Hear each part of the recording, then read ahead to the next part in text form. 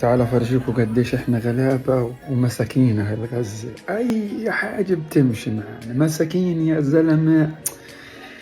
يا راجل تردوش عليهم لما بيقولوا لكم احنا بنحب الموت، احنا بنعشق الموت، احنا بس مؤمنين بقضاء الله وقدره. تعالوا شوفوا كيف بنعيش. تعالوا والله احنا بنحب الحياة وعندنا طموحات واحلام اكتر من كل العالم هذا. تعالوا شوفوا ايش عامل عشان ما لقيتش خبز. تعال.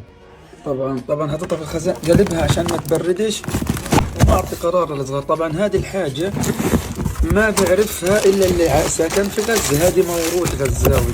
بسكوت هذا وسعره كتير رخيص، لقيتها بالدكان. شوفوا مين. يلا يا المغتربين، يلا يا اللي بتحبوا غزة. مين عارف هذا الكرتون اشتريته؟ يا رب تضل هالنعمة موجودة يا رب. ما اقولكوش الاطفال قديش بيحبوه. هاي شايفين هاي سامعين؟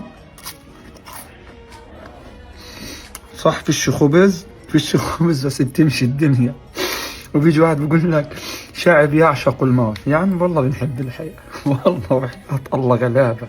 سلام التام من الجميع يا رب نسمع اخبار كويس يا رب. المشكلة هذه بدها مية، لقيت المية نص كم مش حلوة. يلا سلام.